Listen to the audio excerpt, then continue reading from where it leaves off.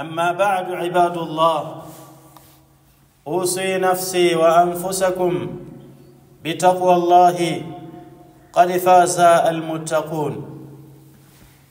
إخواني الكرام، nausia nafsi yangu pili kuwahusieni kumcha Allah. Wamefaulu wenye kumcha Allah tabaraka wa taala. Amma al-yawm بمشيئته سبحانه وتعالى العزيز الجبار، hii leo kwa mapenzi yake Allah mwenye nguvu na mwenye uwezo, itakuwa maudhu khutubatina tahta anwan. Maudhu ya khutuba yetu itakuwa chini ya anwani al-qararatu salbiyah liduwal al-gharibiyah. Maudhui ya khutuba yetu itakuwa al-qararatu salbiya liduwal al-gharibiyya, kutizama mapendekezo au maamuzi ambayo ni potoshi au mabaya au yasiyofaa ya nchi za kimagharibi. Ibadullah, enyi waja wa Allah tabaraka wa taala, rahimakumullahu taala, namuomba Allah warehemu. Wa'lamu innahu yahiqqu alaina, jueni kwamba ni haki juu yetu an nu'alija mashakilana, kuwa ni watu ambao wanatibia matatizo tulionayo, wanataallam mimma yuallimuna, na lazima tuwe ni watu ambao tunaumizwa na vitu ambavyo vinatuumiza. Wa alla natajahalu waqi'an nas, na tusijitie katika hali kana kwamba tujui hali za watu hii leo. Fa fil hadith alladhi ruya an-nabiyina Muhammadin sallallahu alayhi wasallam, katika hadithi ambayo imepokelewa kwa mtume wetu sallallahu alayhi wasallam, yaqul, anasema, man lam yahtam bi amri almuslimina falaysa minhum, mtu ambaye achukui umuhimu kwa mambo ya waislamu hatakuwa pamoja nao. Yani mtu ambaye haweki ihtimam, mtu asiyejali hali ya wenye imani, hali ambayo inawapata waumini imma ni ya kuumiza, basi huyo hayuko pamoja na waislamu. Ikhwanuna al-kiram, ndugu zanguni, laqad wajadna anfusana nahnu al-afariqa, ama hakika tumejipata sisi wa Afrika, anna thaqafata al-afrikiyya, kwamba tamaduni za Kiafrika, wa thaqafatu al-islamiyya, na tamaduni za Kiislamu, fi baadhi al-umur tatasawa, katika baadhi ya mambo huwa zinakuwa sawa sawa. Thaqafatu al-afrikiyya wa thaqafatu al-islamiyya, tamaduni za Kiafrika na tamaduni za Kiislamu, katika baadhi ya mambo tatasawa, huwa zinakuwa sawa sawa. Fa fi thaqafatina nahnu al-afariqa, katika tamaduni zetu sisi kama wa Afrika, la tujadu muthliyatul jinsiyya, huwa hakuna tamaduni ya ushoga, wala tujadu qabilatun tumaris, qabilatul afriqiyya tumaris wa ta'malu, wa khasatan في دولنا تنزانيا لا توجد أي قبيلة تمارس المثلية الجنسية. Halipatikani kabila hata moja katika nchi za Kiafrika, hasa tukizungumzia Tanzania yetu. Hakuna kabila ambalo linadumisha tamaduni ya ushoga. هل هناك قبيلة من قبائل تنزانيا Je, kuna kabila lolote katika makabila ya Kitanzania maarufatun bisamahi ambalo linafahamika kwamba kabila hilo limeruhusu almuthliyatul jinsia, hichi kitendo cha ushoga? Bila shaka yoyote katika maisha ambayo nimeyaishi sikuwahi kusikia kuna kabila min qabaili Tanzania, kuna kabila katika makabila ya Tanzania ambayo yenyewe yanaruhusu masuala ya ushoga. Hili inaonyesha ni kwamba la tasmahu qabailu Tanzania wa qabailu al-Afriqiya bihadha al-fi'lu al-khabith, ni kwamba makabila ya Kiafrika lakini pia makabila yanayopatikana katika nchi yetu ya Tanzania huwa hayaruhusu kitendo hichi kichafu. ونجد أن الإسلام قد حرم هذا الفعل الخبيث, na tunakuta kwamba pia Uislamu umeharamisha kitendo hichi kichafu. Almuthliyatul jinsiya ashadda tahriman, Uislamu umeharamisha kitendo hichi katika uharamu mkali sana. Wa ata bil mithali fi shakli iqabiha, na Uislamu umetuletea mfano katika kuelezea namna ya adhabu ambayo wanastahili watu wanaofanya kitendo hichi kichafu. Wakati dhakara subhanahu wa ta'ala uqubata liwatiya, Allah subhanahu wa ta'ala ametaja adhabu ya watu wanaofanya kitendo hichi cha kishoga. Wa mahalla bihim min albala'i, lakini pia Allah ametaja matatizo ambayo yaliwapata katika majanga. Fi 10 suwar min al-Qur'an al-Karim, zaidi ya sura 10 ndani ya Qur'an zinaelezea ubaya wa ushoga na majanga ambayo waliyapata wale watu wanaoimalisha tamaduni hii ya kishoga. Wa jam'a ala al-qaumi baina umi al-absar, Allah ametaja kwamba watu waliokuwa wanafanya katika mabalaa aliyowapa ni kuwatia vipofu, kuwafanya kuwa ni vipofu wa macho. Wa khasfu diyar, lakini pia nyumba zao ziliangamizwa, zilitetemezwa, zikazamishwa chini ya ardhi. Wal qadhfu bil ahjar, lakini pia wengine Allah aliwapiga kwa mawe. Minas samaa, mvua ilinyesha, mvua ya mawe, wakapigwa kwa mawe. Wadukhuli nar, na pia Allah tabaraka wa taala ameelezea watu wanaofanya hiyo tabia ya kishoga kwamba ni watu ambao wataingia katika moto wa jahannam. Falamma jaa amruna ja'alna 'aliyaha safilaha wa amtarna 'alayha hijaratan min sijilin mandhud. Allah anasema baada ya kuwa wale watu wamefanya haya matendo ya kishoga, wanamme wakawa na waingilia wanamme wenzao, wakawaacha wanawake, basi Allah tabaraka wa taala alipofikisha muda wa kuadhibu, na hii ni kanuni ya Allah tabaraka wa taala, inna Allah la yumli lidhalim, Allah kawaida yake humpa muda mtu dhalim. Mtu ambaye anafanya uovu waga anapewa muda wa kufanya uovu wake. Fa idha akhadhahu lam yuflituhu, lakini ikifika kipindi sasa anamkamata achomoki. Kwa hivyo Allah tabaraka wa taala ilipofika muda, falamma jaa amruna, ulipofika muda, kama Allah alivyokuwa kawaida yake kuwapa madhalim muda tu, wafanye wanachofanya, wafanye jeuri wanaoifanya, wajione wanavyojiona, wajiweke wanapojiweka. Lakini kuna wakati ambao Allah tabaraka wa taala ufikisha, ni wakati wa kuwakamata.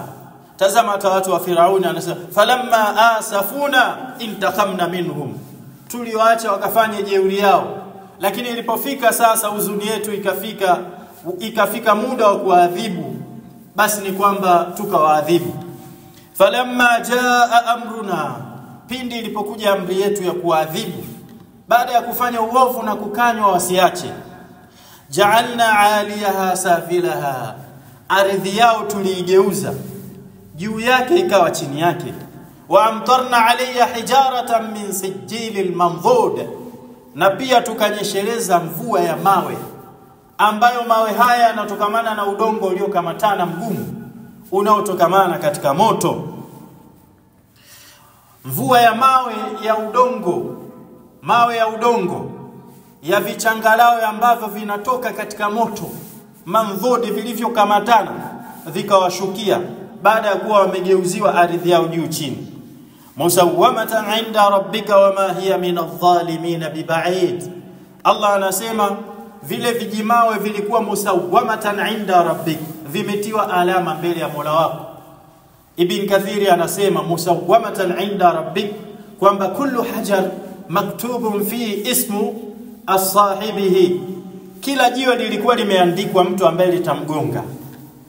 Kila jiwe lilikuwa limeandikwa jina la mtu ambaye litamgonga. Na hichi kitendo kilifanyika pia katika ashabil fil, walishushiwa mawe kwa kupitia ndege, na kila jiwe lilikuwa limeandikwa kwamba hili ni jiwe la nani.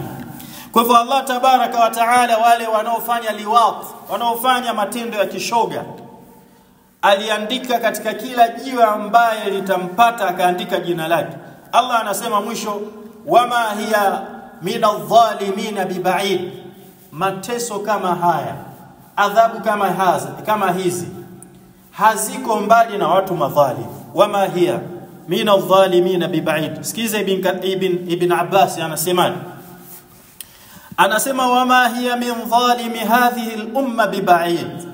Adhabu kama hii ambao wameshushiwa watu waliofanya uchafu huu haiko mbali na watu ambao watafanya udhalim, watafanya upotovu, watafanya uovu kama huu katika umma tulionao. Fahal aswa wa akhas min an yulawita ar-rajulu bi dhakarihi al-'udhra. Abdullah bin Abbas anasema hivi, kuna uchafu ulioje zaidi ya uchafu wa mtu kuitia dhakari yake katika sehemu ambayo inapatikana haja kubwa. Ni uchafu ulioje zaidi ya uchafu wa mtu kuitia dhakari yake katika sehemu ambayo inatokwa na haja kubwa. Ikhwani alkiram, wama hiya min dhalimi hadhihi al-umma biba'id. Adhabu ambayo Allah tabaraka wa taala alishusha katika kaumu Lut haiko mbali na watu ambao watafanya vitendo kama hivyo. Ikiwa kaumu watahalalisha jambo hilo, wallahi thumma wallah, wataletewa adhabu. Ima wataletewa mvua ya mawe kama ilivyoshuka, au wataletewa mvua ya moto kabisa. Allah tabaraka wa taala anaweza akaleta adhabu katika aina ambayo yeye Allah atahukumia ishuke. Lakini ni kwamba kwa kufanya vitendo kama hivi, Allah tabaraka wa taala anasema adhabu ya Allah inakuwa haiko mbali na watu wanaofanya vitendo vichafu kama hivyo. Na ndugu zangu ni katika imani, liwati, neno liwat lughatan, katika mujibu wa lugha, ni masdaru min kalmati lata. Ni neno ambalo linachimbuka katika neno lata. Yuqalu lata, huwa inasemwa kwamba lata rajul. Lata rajulu kwa maana amefanya kitendo cha liwat. Na kitendo hichi maana yake amila amalan qaumi Lut. Ni mtu ambaye atafanya kitendo cha watu wa Lut. Kitendo cha watu wa Lut. Nabii Lut alayhi salam alitumwa kwa watu ambao ndo walikuwa muassisun, waanzilishi wa tendo hili la kuacha wanawake na kuingilia wanaume wenzao. Kwa hivyo kikanasibishwa kitendo hichi cha ushoga ni katika fi'lu qaumi Lut, ni kitendo cha watu wa Lut. Kwa hivyo mtu ambaye atafanya hicho kitendo basi inafahamika lata, amefanya liwat. Walam tu'mal au lam yu'mal hadhihi aljarima, lam ya'mal hadhihi aljarima ahad min alalamin qabla qaum Lut. Na kwa mujibu wa historia, hakuna aliyewahi kukifanya kitendo hichi yeyote katika wanadamu zaidi ya watu wa Lut. Yani watu wa Lut ndio watu wa kwanza kulianzisha jambo hili la kuwataka wanaume wenzao. Na hichi kitendo kabla ya Lut kilikuwa kifahamiki, ilikuwa haijatendwa kitendo kama hicho. Watu wa Lut ndio walianzisha, kama qala ta'ala, kama Allah anavyosimulia ndani ya Qur'an, walutan idh qala liqaumihi. Kumbukeni Nabii Lut alipoambia watu wake, atatuna alfahisha ma sabaqakum biha min ahadin min alalamin. Hivi nyie kweli mnayafanya haya matendo machafu, matendo ambayo hakuwahi kukutangulieni kuyafanya yeyote katika wanadamu. Nabii Lut aliwashangaa watu wake, hivi kweli mnafanya kitendo ambacho hakuna mwanadamu ambaye amewahi kufanya? Yani toka Allah muumbe Adam alayhi salam na kuijaza ardhi kwa kizazi cha mwanadamu, ilikuwa ifahamiki kwamba mwanamume anaweza akaenda kukidhi haja zake kwa mwanamume mwenzie. Mpaka kipindi cha Nabii Lut alayhi salam akawa anawashangaa, atatuna alfahisha, hivi kweli mnafanya kitendo hichi kichafu? Ma sabaqakum biha min ahadin min alalamin, hakuna mwanadamu aliyekutangulieni kufanya kitendo kama hichi. Ndugu zangu katika imani, akawaambia innakum latatuna ar-rijala shahwatan min duni an-nisa, hivi kweli nyie watu yani mnawaendea wanaume, mnawaingilia wanaume, tena mkiwa mna matamaa kabisa, mnajisikia la min duni an-nisa, na mnawaacha wanawake? Mbona maajabu haya? Bal antum qaumun musrifin, akawaambia bali nyinyi sasa ni watu ambao mmepituka mipaka, nyinyi ni watu ambao mmepituka mipaka. Lakini Allah tabaraka wa taala anasema fama kana jawabu qaumihi illa an qalu, majibu ya watu wake Lut alimwambiaje baada ya kuwalingania? Akawaambia, wakasema akhriju ala lutin innahum unasun yatatahharun, watu wenu watu wa Lut, hebu wafukuzeni katika mji wetu, hakika ni watu ambao wanajifanya ni tahara. Tazama haya majitu yalivyokuwa maovu kiasi kwamba kwa tahara ilikuwa ndo uovu. Yakaona kwamba mtu kujiweka mbali na kitendo hichi anajifanya yeye yuko smart sana huyo, yani ni mtu ambaye anajifanya yuko safi, basi haki yake ni kumfanyeje? Kumtoa katika mji wetu, kwamba wafukuzeni, hawafai kuishi na sisi. Ikhwani alkiram, qala ba'dhu salaf, baadhi ya watu wema wanasema laula anna Allah akhbarana an qaumi Lut ma sadaqna anna rajulan ya'ulu rajulan au kama qala.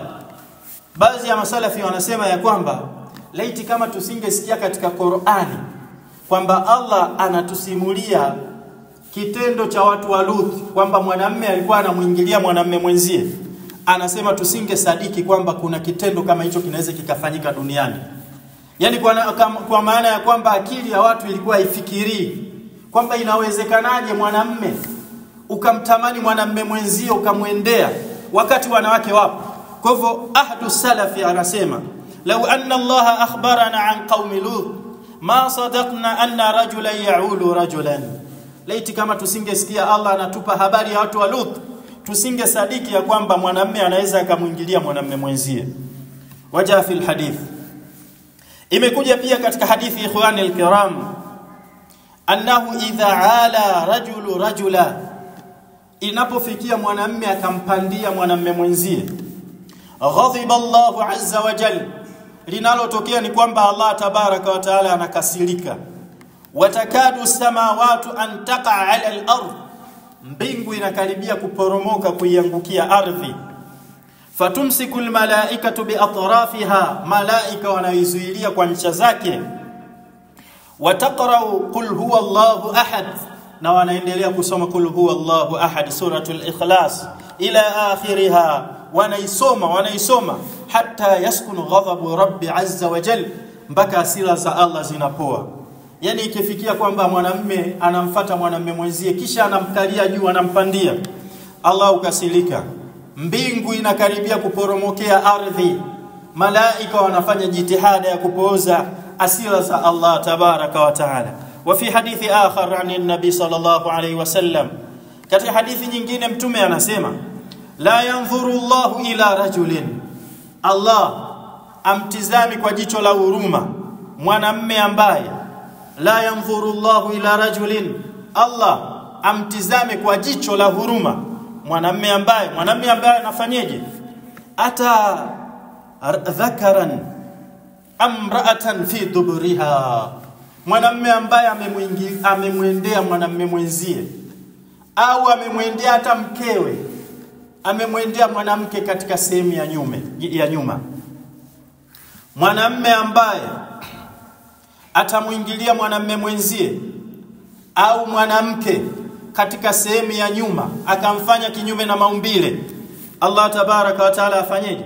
La yanzuru Allahu ilayhi nadhara ar-rahma, Allah mtizame katika jicho la huruma. Ikhwani fillah, ni kitendo kichafu ambacho Allah tabaraka wa taala anavunja sifa yake ya huruma. Allah mausufu birrahma, Allah anasifika kwa sifa ya rahma.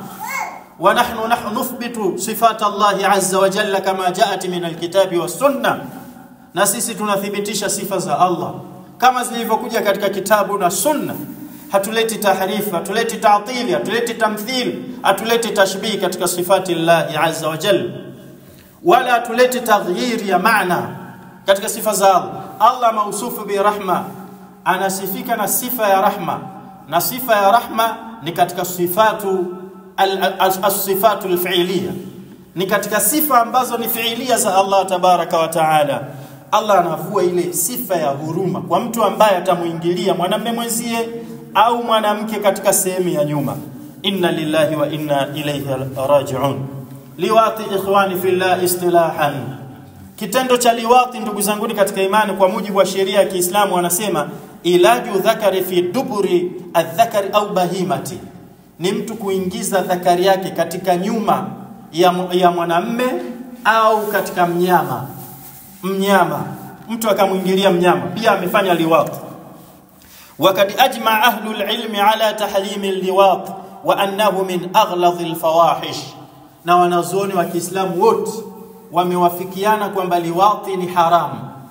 Liwati ni haramu, wanazuoni wote wa Kiislamu. Ndugu zanguni, kuna mwanamume kumuingilia mwanamume mwenzie au mnyama, hii kuna ittifaqu kwamba ina maana ya liwati. Lakini pia kuna mwanamume kumuingilia mkewe. Ziko hadithi nyingi ambazo zimeharamisha mwanamume kumuingilia mkewe katika sehemu ya nyuma kinyume na maumbile. Ni jambo haramu, si ruhusa katika dini ya Kiislamu ikhwani alkiram. Lakini watafiti wanasema ndani ya wanamume 10 wanawaingilia wanamume karibia 7 wanawaingilia wanawake nyuma. Inna lillahi wa inna ilayhi raji'un.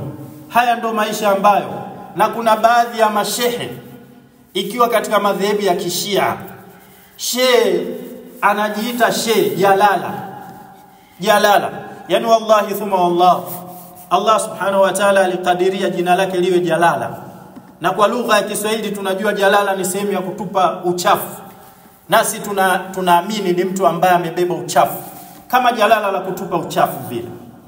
Huyu mtu anasimama katika media anahalalisha mwanamume kumuingilia mkewe katika sehemu ya nyuma. Akhi alhabib, hivi kama ingekuwa hivyo jambo hili lingeruhusiwa katika sheria, unadhani hali za wanawake zingekuwaje? Kuna mzuio wa kisheria lakini bado hali za wanawake ni mbaya. Na je, kungekuwa kuna sababu ya Allah, kuna sababu gani Allah kumba mwanamume na mwanamke? Kama inawezekana kwamba lile kitu lilivyokaa vile mwanamume anaweza akakidhi haja yake, kulikuwa kuna sababu gani ya ndoa? Akhi alhabib, lakini pia tutapataje watoto sasa ikiwa kwamba watu wanatosheka na sehemu za nyuma? Akhi alhabib, kwa hivyo unakuta kwamba eti mtu anakaa kabisa anaeleza kabisa kwamba sisi mashia tunafanya hili tendo chafu, wanahalalisha ikhwani fillah. Lakini ziko hadithi nyingi ambazo zinaharamisha jambo hili, si halali, haliruhusiwi, na pia lina madhara ya kiafya. Yani lina madhara pia ya kiafya kwa mwanamke. Mwanamke anayefanya vile anapatwa na madhara ikhwani fillah, na wewe mwanamume unapata madhara. Ni kama Abdullah bin Abbas alivyosema, kitu gani kichafu zaidi ya mtu dhakari yake kuitia sehemu ambayo inapatikana kinyesi kikubwa? Ndugu zangu katika imani,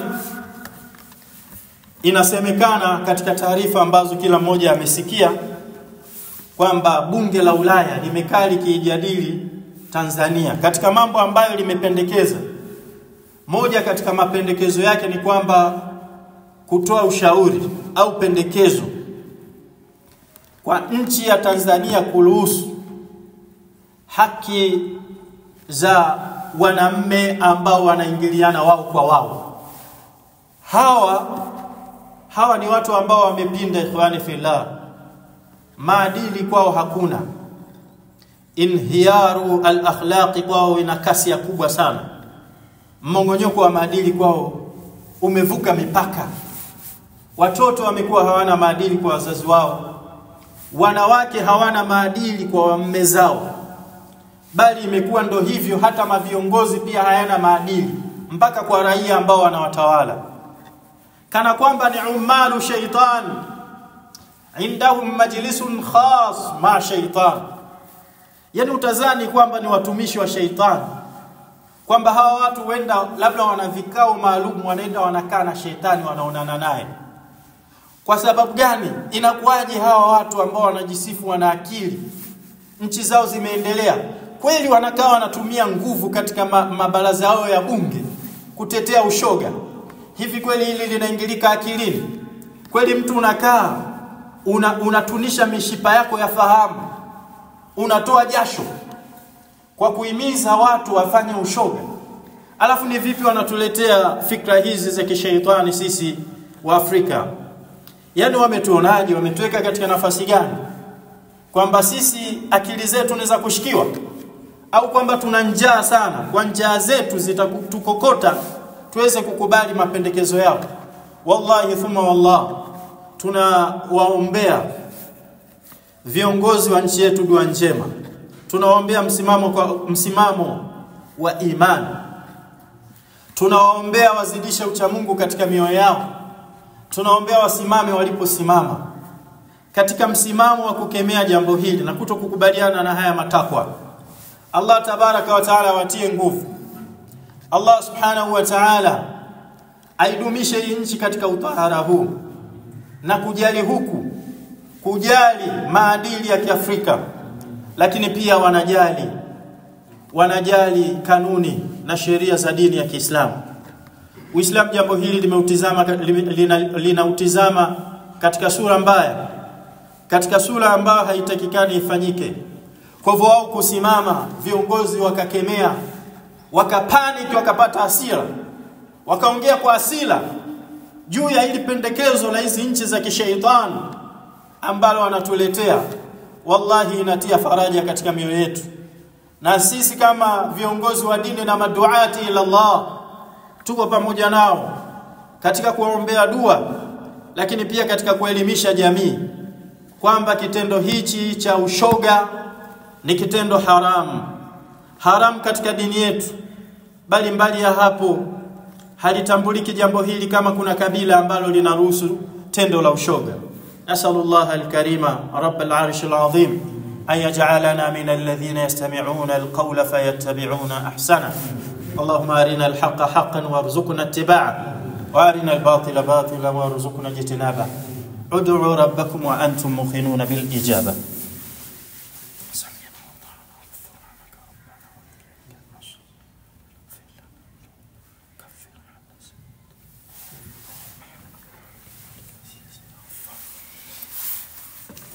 الحمد لله حمدا كثيرا طيبا مباركا فيه، ثم الصلاة والسلام على رسول الله صلى الله عليه وسلم وعلى آله وصحبه ومن اهتدى بهداه إلى يوم الدين. أما بعد، إخواني الكرام، يقول الله تبارك وتعالى، الله anasema Nabii Luthi alipokwenda kuwafundisha na kuelimisha jamii yake ambayo imetumbukia katika dhambi hii kubwa, wakasema wa makana jawaba qaumihi, halikuwa jibu la watu wake Lut alayhi salam, bali ya kufanya jitihada kubwa ya kuwakemea, illa an qalu, isipokuwa watu wake walimjibu Lut wakasema akhriju ala Luti min qaryatikum innahum unasun yatatahharun, watoeni watu wa Lut katika mji wenu, wafukuzeni, hakika watu wa Lut ni unasun yatatahharun, ni watu ambao wanajifanya wako tahara. Ndugu zanguni, alladhina afratu fil fusuqi wal isyan, mara nyingi watu ambao wamezama katika ufasiki na mambo ya kimaasi, la yuhibbuna al-aisha ma ahli taharati wal iman, daima huwaga wapendi sana kuishi na watu wenye tahara na watu wenye imani. Watu ambao wamezama katika uchafu uovu huwaga hawapendi kuishi pamoja na watu ambao wenye imani. Yani akhi alhabib, kuwa wewe ni mtu ambaye uvuti sigara, unywe pombe, lakini pia wewe mambo yako ni kwamba muda wa swala unaenda swala, utaona wale marafiki ambao wanakula bangi, wanavuta sigara, wanafanya maasi, wanakutenga yani. Hakupendi. Hii ndo kanuni. Toka kipindi cha Nabii Lut waliwaona kwamba watu ambao wataki hili jambo letu sisi tunalolifanya, akhrijuhum min qaryatikum, watoeni katika miji yenu, innahum unasu yatataharun. Kwa hivyo hii ni kanuni. La yuhibbuna al-aisha ma ahli al-iman wa at-tahara, huwa wapendi kuishi pamoja na watu wenye imani na tahara, liannahum yunghamisuna alaihim jaw al-ijram, kwa sababu wanakuwa wanawazamisha kabisa katika makosa, wayudhayiquna alaihim subul al-haram, na pia wanawapa dhiki katika mambo yao wanayoyafanya, au wanawapa dhiki kwenye yale mambo yao ambao wanayafanya. Ndugu zanguni, i'tiyadul ma'siyah wa shaghathu bil khati'a, mtu kuyazoea maasi na kuzama kwenye matamanio ya makosa, yani ukayazoea makosa na maasi ukayazoea, kad yusilu sahibaha ila intikasi fitratihi, jambo hili huwa linapelekea maumbile yako ya kibinadamu kubadilika. Ukizama katika maasi, ukayazoea maasi, hili jambo linakupelekea wewe maumbile yako yale ya kibinadamu yanabadilika. Wa inqilabul mafahimi fi tasawwurihi, lakini pia hata ule ufahamu au uelewa huwa unabadilika, unageuka katika muono wako. Yani muono wako unakuwa unaona mafuhumu ambayo sio sahihi kizoea maasi. Kwa maana inafikia wewe kitu kibaya unakiona ni kizuri, na wale ambao watakikemea hichi kibaya unaona kama wako kwenye makosa. Fayara al-qadhara warijisa sharafan, mtu huyu huwa anabadilika kabisa muono wake, anaona uchafu na najis kuwa ndo kama utukufu fulani, wanazahata wa tuhura aiban, lakini pia inafikia anaona kwamba usafi na ule utahara ni kama aibu.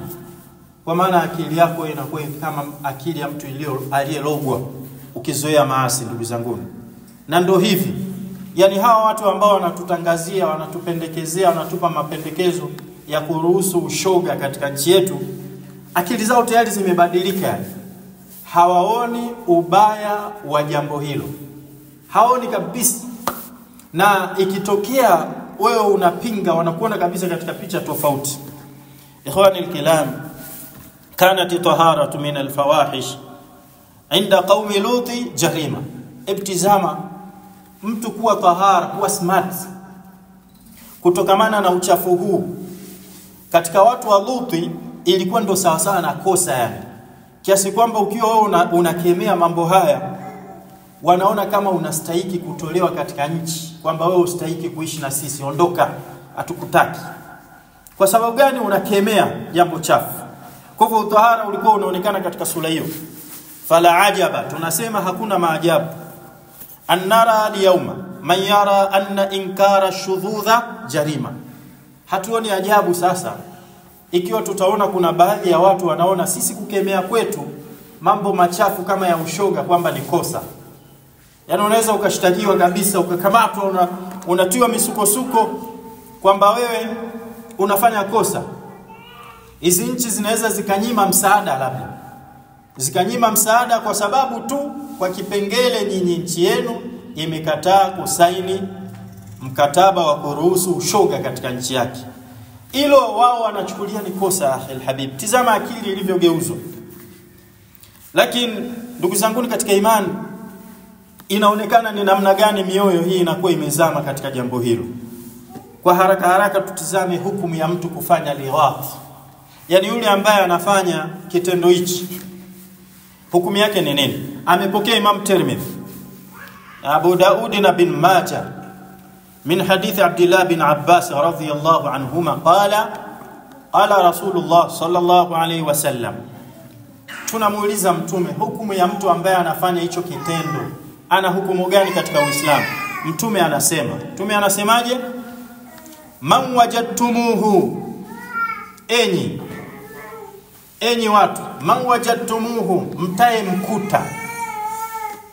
mtaye mkuta ya'malu amala qaumi Lut, anafanya kitendo cha watu wa Luthi. Yani mkimkuta mtu anamuingilia mwanamume mwenzie, mtume asemaje? Faqtulu alfa'ila, basi muweni mfanyaji, wal maf'ula bih, na mfanywa pia. Sahahu al-Albani fi sahih Tirmidhi. Hadithi ya amesahihisha Imam Albani katika sahih Tirmidhi. Kwa hivyo maelekezo ya Mtume sallallahu alaihi wasallam, haddi, hukumu ya mtu ambaye anafanya hichi kitendo kwa mujibu wa dini ya Kiislamu ni kwamba anauawa, anastahili kuuawa kwa mkono wa kiongozi, fa'ila wal maf'ula, mfanya na mfanywa.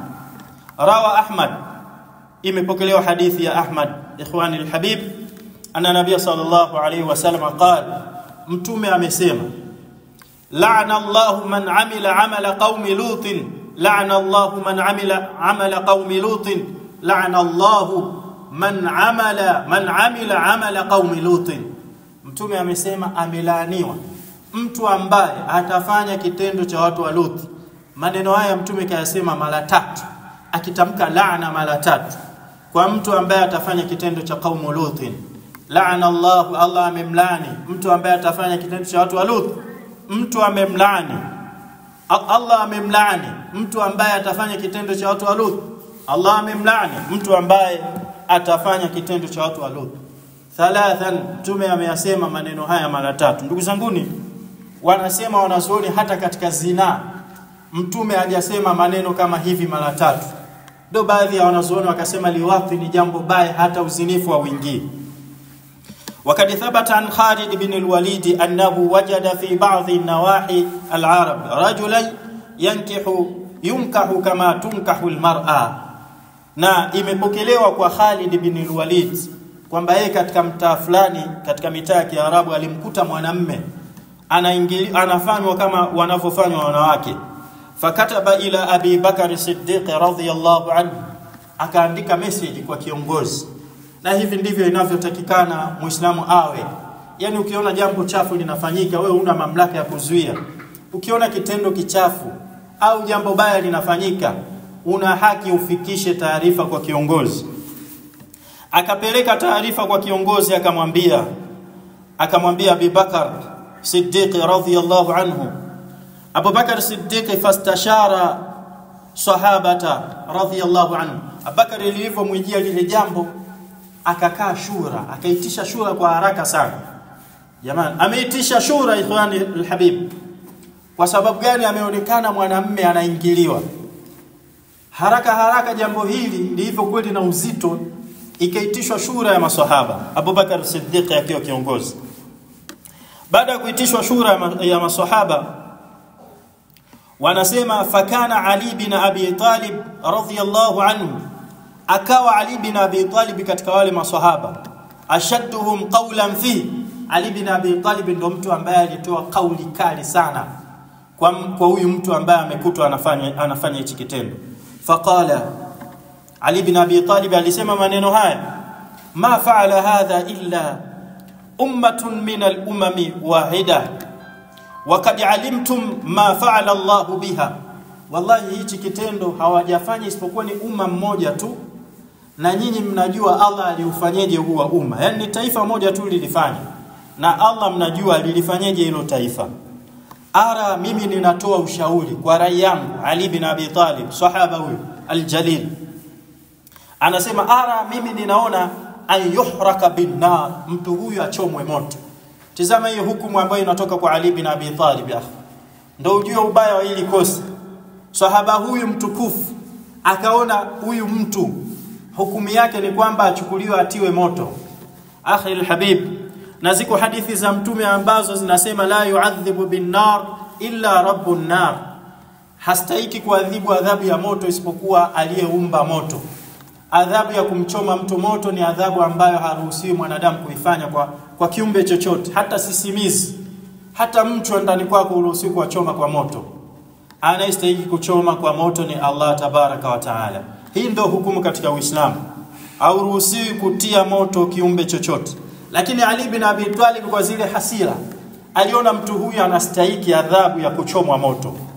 Fakataba Abu Bakar ila Khalid Abu Bakar Siddiq wakiwa na maswahaba wengine wanasikiza rai ya Ali bin Abi Talib, wote wakawafiki rai ya Ali bin Abi Talib. Abu Bakar Siddiq kwa kuwa ni kiongozi akaandika kwamba mtie ni moto huyo, kamwandikia Khalid bin Walid kwamba mtie moto, wakamchoma moto yule mtu. Ndugu zangu katika imani, kwa sababu gani? Amekutwa anafanywa kitendo hicho cha liwat. Hii inaonyesha baya wa hili kosa. Wakala Abdullah bin Abbas, na Abdullah bin Abbas anasema yunzaru a'la ma fi alqaryat fayurma alwati. Abdullah bin Abbas anasema adhabu ya kumpa mtu huyu, tutizame katika mji wetu sehemu gani ambayo ni ndefu kuliko yote, sehemu gani ambayo imenyanyuka. Kama kuna mnala ambao ni mrefu kuliko yote, basi ni kwamba tunampandisha kule juu kisha anaachiwa, anatupwa, kwamba hii ndo adhabu ambayo anaistahili. Kisha akishatupwa chini akaanguka chini akafa, wanasema tunamshushia mawe, yani anastahili ashushiwe mawe. Hizi ndo hukumu ambazo hawa watu watukufu walioishi katika hii ardhi wameitoa kwa mtu ambaye anafanya hichi kitendo. Al-Allama Ibn Baz rahimahullahu ta'ala, Ibn Baz Mwenyezi Mungu amrehemu, yeye anasema kauli zote inshallah watu walivyosema kwamba auawe kwa njia gani mtu huyu, wanasema kauli ambayo ni sahihi ni kwamba yuqtalu bisayf. Lilo haki ni kwamba huyu mtu auawe kwa upanga, kwamba akikamatwa mfanya na mfanywa wanaenda wanakatwa kichwa chao, kama inavyofanyika baadhi ya sheria katika nchi za Kiarabu. Tutizame inshallah kwa kumalizia hikma kwa nini huyu anayefanywa pia naye auawe. Al-maf'ulu bihi kal-fa'il, anayefanywa ni kama mfanyaji tu, li'annahuma ishtaraka fil fahisha, kwa sababu hao wote wawili wanakuwa wameshirikiana katika uchafu. Fakana uqubatuhuma al-qatlu kama jaa fil hadith, hivyo adhabu yao ikawa ni kuuawa watu wote wawili kama ilivyokuja katika hadithi. Lakini katika huyu anayefanywa wanatoka watu wa namna mbili au zinatoka picha mbili. Al-ula, mtu wa kwanza, man ukriha ala liwati bidharbi au tahdidi bilqatl wa nahu fa innahu la hadda alayhi. Mtu ambaye atafanywa lakini amefanywa kwa nini? Alitishiwa kuuawa au alipewa vitisho au alitenzwa nguvu, akakubali afanywe kwa kutenzwa nguvu au kuogopa kwamba atauawa. Huyu yeye hukumu ya kuuawa haimuhusu kama wakikamatwa.